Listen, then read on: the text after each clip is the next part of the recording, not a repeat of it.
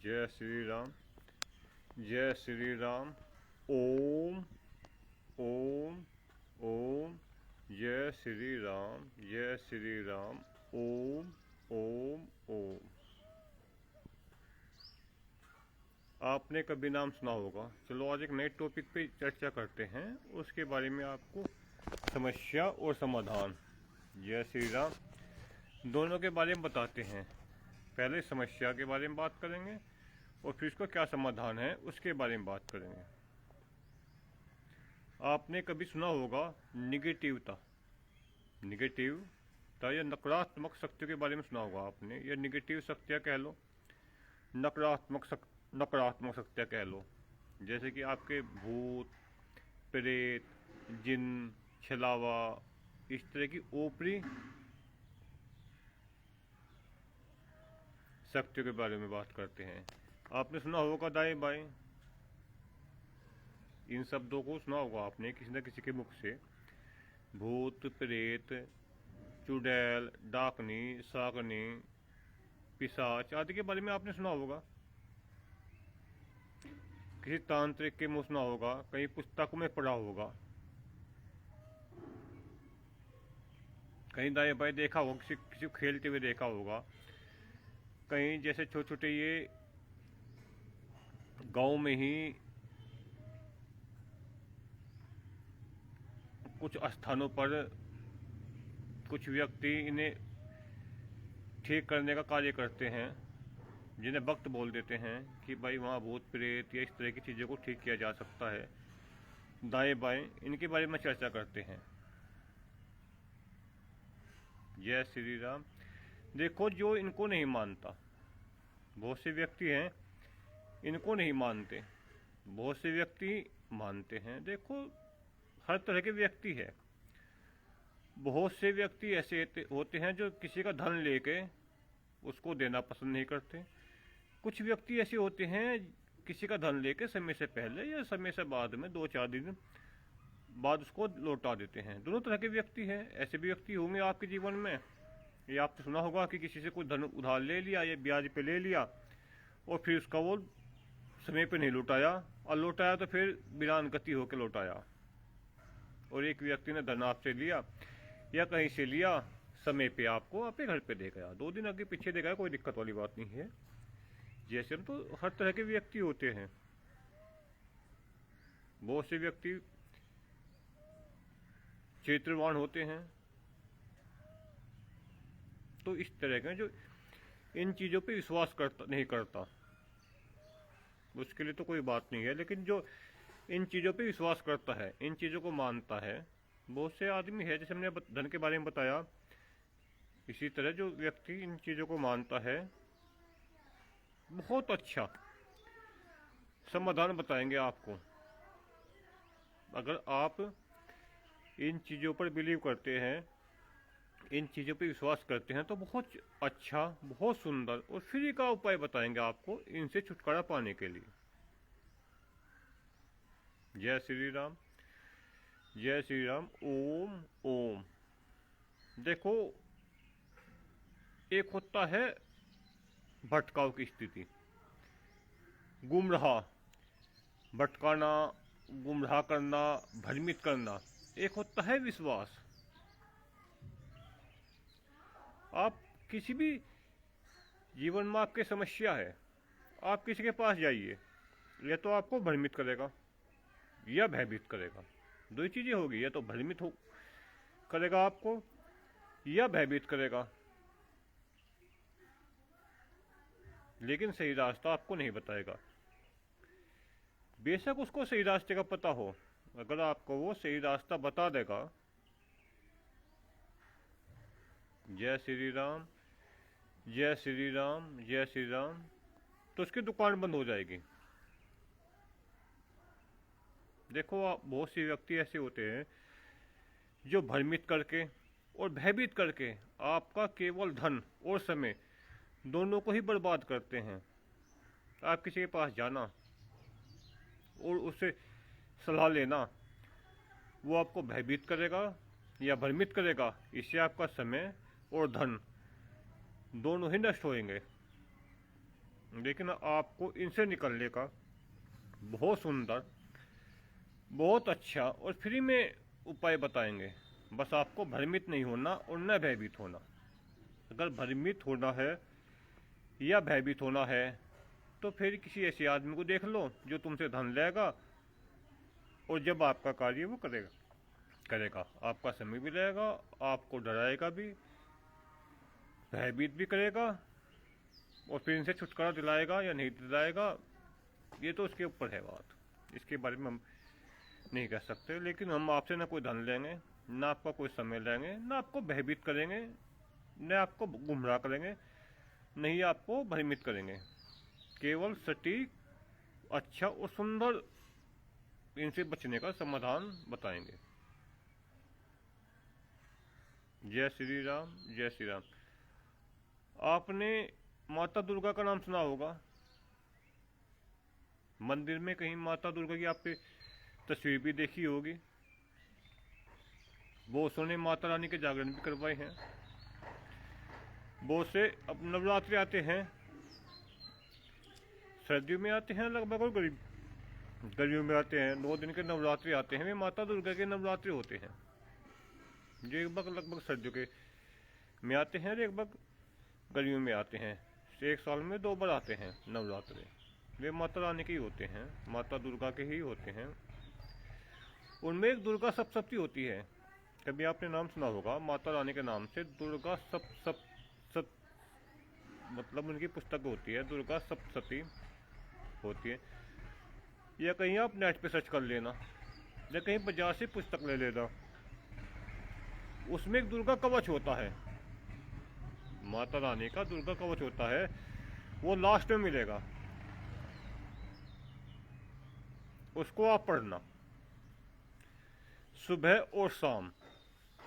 देखो जो इन चीजों को मानता है उनके लिए है, जो नहीं मानता उनके लिए नहीं है।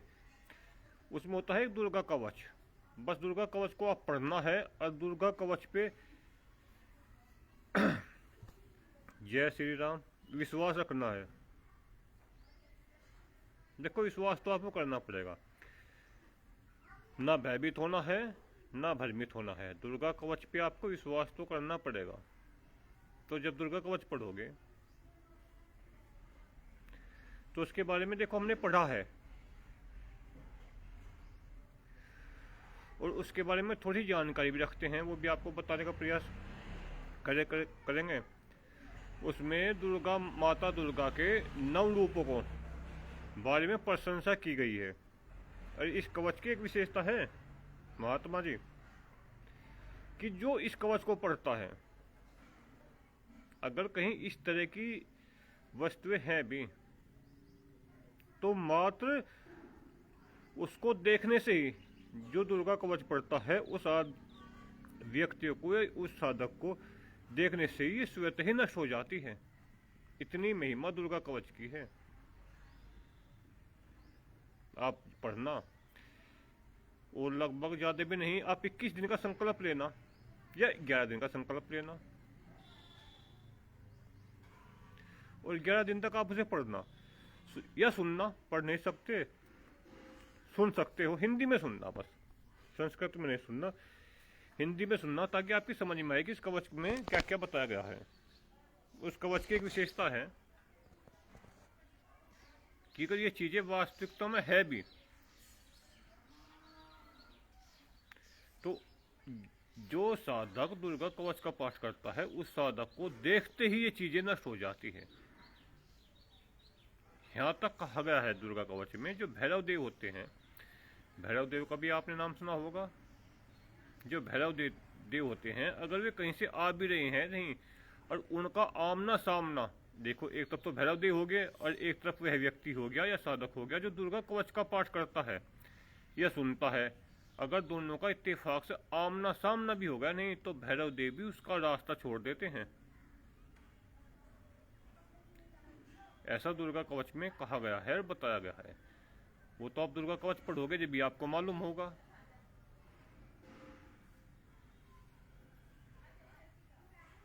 भाई किसी चीज का को आप प्रैक्टिकल में लोगे जब भी तो आपको पता चलेगा।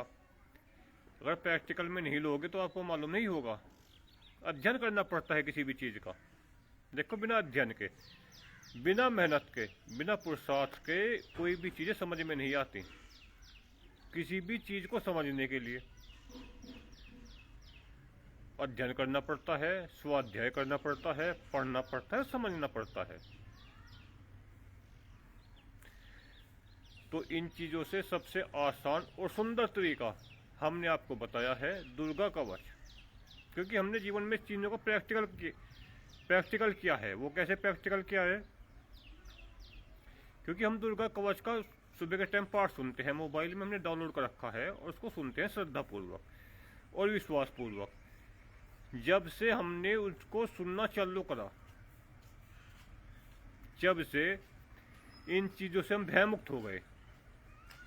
ये चीज़ें है या नहीं है ये चर्चा का विषय नहीं है, लेकिन हम इनसे भयमुक्त हो गए। कभी भी किसी भी स्थिति में हमको इनसे भय नहीं लगता। इसे विश्वास कह लो आप या श्रद्धा कह लो। भाई दो चीजें हैं, या तो विश्वास या श्रद्धा। क्योंकि आदमी कोई भी कर्म करता है उसकी दो ही स्थिति होती है। पहली स्थिति में तो अधिकतर आदमी मजबूरी में करते हैं, क्योंकि कुछ चीजें आदमी मजबूरी में करता है। वो कैसे? आपने कर्ज लिया, मजबूरी में लिया। आपने किसी पे से अपनी जमीन बेची, मजबूरी में बेची। आपने अपना प्लॉट बेचा, मजबूरी में बेचा। ऐसी होता है ना, कुछ कार्य आदमी मजबूरी में ही करता है या श्रद्धा विश्वास से करता है। भैया तो उसकी मजबूरी है। अरे कौन चाहता है कर्ज लेना इस पृथ्वी पे? कोई नहीं चाहता कि तेरे सिर पे कर्जा हो। कोई नहीं चाहता तुम्हारी जमीन या आपके प्लॉट बिके। कोई नहीं चाहता, लेकिन मजबूरी में उसको जमीन बेचनी पड़ती है, मजबूरी में कर्ज लेना पड़ता है, मजबूरी में प्लॉट लेना पड़ता है। आप इसे मजबूरी में कर ले या श्रद्धा विश्वास से कर ले और कुछ दिन तो काम करे, आप इन चीज़ों से भय मुक्त हो जाओगे। आपको भय नहीं लगने का। जैसे आप पढ़ोगे और उसको सुनोगे तो धीरे धीरे वो भय मुक्त हो जाएगा। भय मुक्त कैसे हो जाता है? देखो, इंसान जो भी सोचता है नहीं, उसका मस्तिष्क इसी तरह से कार्य करता है। जो भी सोचता है, अगर वह दारू के बारे में सोचेगा, पढ़ाई स्त्री के बारे में सोचेगा, पढ़ाई धन के बारे में सोचेगा, तो उसकी मनोवृत्ति इस तरह से बन जाएगी। वह दूसरे की स्त्रियों को देख के उसके अंदर काम वासना आएगी, दूसरों के धन को देखकर उसके मन में लोभ आएगा। क्योंकि हमारा दिमाग वही कार्य करता है जो इसमें हम दिन भर सोचते हैं। अच्छा सोचेंगे तो अच्छा दिखाई देगा और बुरा सोचेंगे तो बुरा दिखाई देगा। जो दूसरों की स्त्री को माता और बहन के रूप में देखता है या बेटी के रूप में देखता है, भाई या तो बेटी माता या बहन के रूप में देखता है या उसको काम वासना के रूप में देखता है, भोगने की स्थिति मानसिकता के साथ देखता है, तो उसका मस्तिष्क उसके अंदर वही प्रवृत्ति लाता है। अगर उसे भोगने की, पाने की लालसा से देखेगा तो अंदर काम वासना उत्पन्न होगी। और बेटी के रूप में देखेगा, माता के रूप में देखेगा और बहन के रूप में देखेगा तो उसके अंदर एक अच्छा व्यक्ति दिखाई देगा। जय श्री राम, जय श्री राम। इसलिए जब आप दुर्गा कवच पढ़ोगे और उसको समझने का प्रयास करोगे तो आपके अंदर विश्वास पैदा होएगा। और जब आपके अंदर विश्वास पैदा होएगा तो इन चीज़ों से आप भय मुक्त होगे। अगर ये वास्तविकता में है भी या नहीं है, ये चर्चा का विषय नहीं है। अगर नहीं है तो कोई बात नहीं। अगर वास्तविकता में ये चीज़ें है तो आपको दुर्गा कवच इनसे मुक्त कर देगा। आपके अंदर भय, जो भय है उसको खत्म कर देगा। जय श्री राम, जय श्री राम, जय श्री राम। ओम ओम जय श्री राम, जय श्री राम। ओम ओम ओम, जय श्री राम, जय श्री राम, जय श्री राम। ओम।